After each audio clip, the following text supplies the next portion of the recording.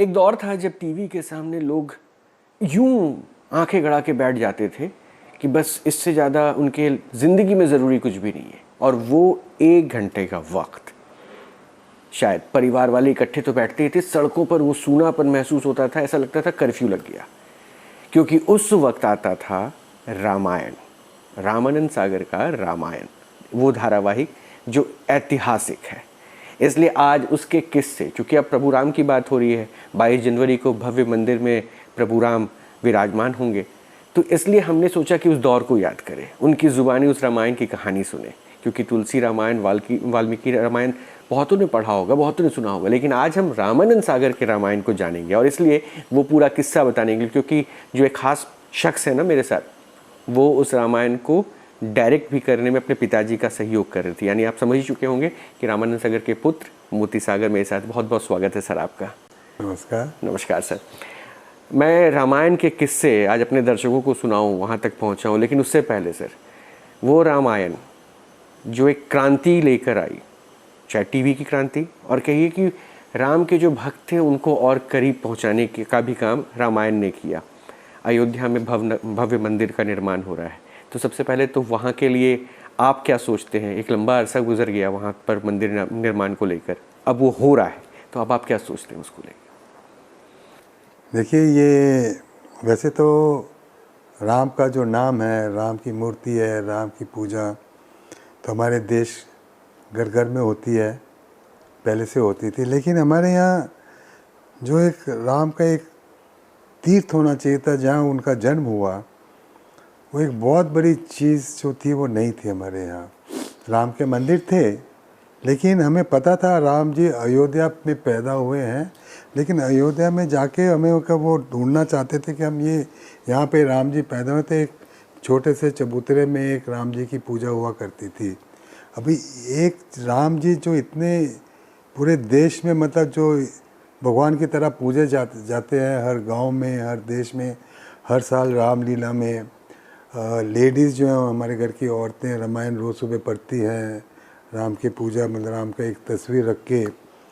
तो वो एक ज़रूरी था जो आज लग रहा है कि वो पूरा हो रहा है, और हमारे देश के लिए इससे बड़ी बात कुछ हो नहीं सकती जो हुआ है आज। और ये भव्य जो मंदिर बन रहा है, इतना जो राम को, जो हर हर हर धर्म में एक जो उनका मेन जो मंदिर होता है, जैसे एक भगवान राम है, उनका एक है, वो रहता ही है, उनका कहीं ना कहीं ऐसे स्थान रहते हैं। हमारे राम जी का कोई नहीं था, तो आज उनकी सही जगह पे सही स्थापना हो रही है और इससे बड़ी खुशी की बात हमें हो ही नहीं सकती। पूरे हमारे देश में हमें ये एक ऐसा ये अवसर है जो पूरे मन से हमें वो मनाना चाहिए और खुश होना चाहिए। तुलसी रामायण बहुतों ने पढ़ा, वाल्मीकि रामायण बहुतों ने जाना, हम रामानंद सागर के रामायण को जानेंगे क्योंकि आप उनके पुत्र हैं। उस वक्त आप भी सहयोग कर रहे थे डायरेक्शन में। हाँ जी। अब मैं उन्हीं किस्सों की बात करूँ तो रामानंद सागर के रामायण से जो भाव दिखा या फिर भक्तों ने अपने आप को जोड़ा, वो एक अद्भुत, और आज भी इस बात को आप महसूस करते हो, क्योंकि जब पुनः प्रसारण हुआ कोरोना काल में, तो उस वक्त भी हमने वो महसूस किया कि लोग उसको देख रहे थे। कैसे था वो, क्या दौर था जब आप वहाँ शूटिंग करने जाते थे? क्या था वो एक लम्हा कुछ खास? देखिए, ये रामायण जो हमने बनाई है, मतलब मेरे पिता श्री रामानंद सागर जी, मैं और मेरे ब्रदर आनंद सागर जी और प्रेम सागर जी और सुभाष सागर जी, सारे इसमें जुड़े हुए थे, सब के सब। हमने ये जो रामायण बनाई है, ये एक पूरी श्रद्धा और भक्ति भाव से बनाई है। उस वक्त पापा जी ने एक बात कही थी, हम अपने पिताजी को पापा जी कहते हैं हमारी भाषा में। तो पापा जी ने एक ही बात कही थी कि सुनो, ये मैं एक ऐसा काम करने जा रहा हूँ जो मेरे उम्र भर की तमन्ना, मैं पूरी ज़िंदगी में जो एक काम ये जो करना था, ये मैं करूँगा ही करूँगा, चाहे इसमें मुझे कुछ धन का मतलब प्रॉफिट हो नहीं हो, मैं वो सोच कर नहीं कर रहा। जो भी मेरे साथ ये जुड़ना चाहता है ये काम के लिए, वो आ जाए, लेकिन जुड़े तो इसको पूरे भक्ति भाव से करो, और उस आपको वो फील होना चाहिए कि हाँ, मैं कुछ एक राम जी की सेवा कर रहा हूँ। वो फीलिंग आनी चाहिए आपको, तब आप जुड़ो तो आ जाओ। आपको सारी फैमिली ज्वाइन थी तो हम सब जुड़ गए उसमें साथ में। मैं और मेरे ब्रदर डायरेक्शन निर्देशक में ग्रुप चले गए, प्रेम जी भी साथ में लगे थे, कई अंशुबा जी टोटल प्रोडक्शन संभालते थे। और वहाँ पे हम जो शूट करते थे, पापा जी भी शूट करते थे, तो एक अलग ही एटमॉस्फेयर कर दिया था पापा जी ने। वहाँ मतलब एक जो तरीका था, जो होता जैसे एक आश्रम होता है ना, उमरगांव में एक स्टूडियो था, तो उसे ले लिया था पापा जी ने उस वक्त पूरा शूटिंग। उसमें कोई 2 फ्लोर थे सिर्फ, बाकी आउटडोर बहुत अच्छे थे और दरिया बहुत अच्छा था, दूर पीछे जंगल की लोकेशन, नदी की लोकेशन बहुत पास में मिल जाती थी। आज तो उमरगांव बदल गया, पूरा बिल्डिंगें आ गई हैं वहाँ पे। तो उस वक्त मतलब पूरा उसको आश्रम की तरह बन गया था, सारा आश्रम की तरह बना दिया था। मतलब जो उठे सब, मतलब एवरीबॉडी वॉज, हर कोई जो उधर रहता था, जो भोजन बनता था, सात्विक भोजन बनता था उधर, वही सब बैठ के खाते प्रेम से। कोई शिकायत नहीं किसकी होती थी, कुछ नहीं होता था।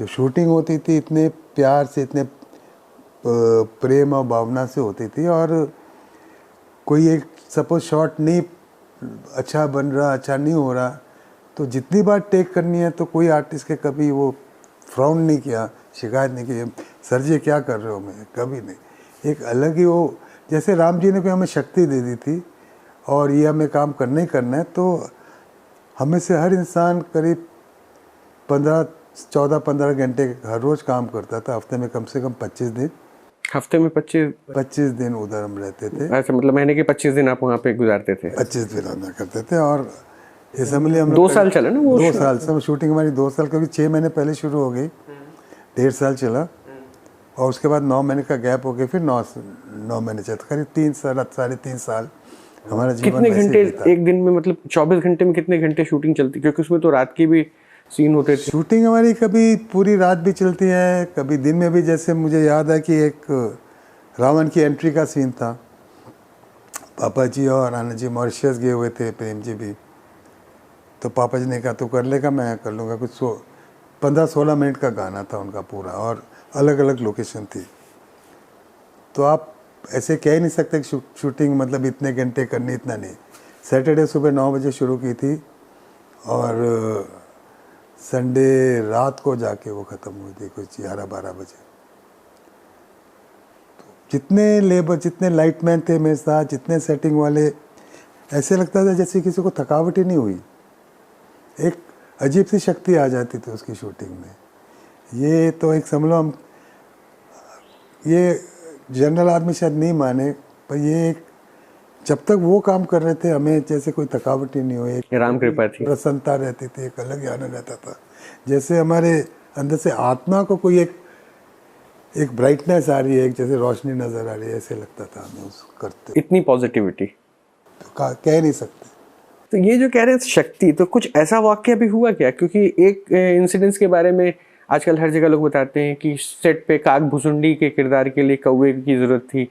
वो मतलब ऐसी अलौकिक चीज़ें हो जाती थी क्या सेट पे? वो होती थी, मैं अभी बताता हूँ, 1-2 इंसिडेंट भी मुझे याद आ रहे हैं। जैसे एक तो ये काग भुसुंडी की एक फेमस कथा है, बाल राम के साथ, रोटी के टुकड़े के साथ। हाँ, तो काग भुसुंडी उधर जो मतलब जो कौवे राज थे, क्रो बोलेंगे, कौवा बोलिए, कौवा बोलिए। तो वो ऊपर से देखा करते थे और सोचते थे कि सब इसको भगवान की तरह ट्रीट कर रहे हैं, बोल रहे हैं। बोले कहाँ भगवान है, ऑर्डिनरी बच्चा है, रो रहा है, खिलौना नहीं मिलता तो रोता है, खाने के लिए भूख लगती है, सब रहता है, कैसे हो सकता है ये भगवान, है ना। तो वो उधर आता है, काग भुसुंडी उधर आता है और भगवान राम को देखता है, ऐसे जाके देखते हैं, बोले भगवान नहीं है, और ये उठता है और सडनली देखता है पीछे भगवान, पीछे उसके हवा में उठते आ रहे हैं, जहाँ वो जा रहे हैं उधर ही उठते आ रहे हैं, और फिर वो वापस इधर ही आता है। तब वो प्रणाम करता है और वो भगवान उनको बाद में आशीर्वाद देते कि जहाँ भी मेरी कथा होगी तू सुना करेगा उधर। तो कौवे की ज़रूरत थी। आपको दूसरे सारे पंछी तो मिल जाते हैं, कबूतर भी मिल जाएंगे, चिड़िया मिल जाएगी, तोते मिल जाएंगे, कौवा हाथ में नहीं आता, पकड़ना भी बहुत मुश्किल होता है उसे। अब मैं उधर था, पापा जी उधर थे, हम लोग सब थे उधर वो शूटिंग में। पापा जी को बोला बैठिए अंदर, कौवा देखते हैं कैसे आता है, क्या आता है।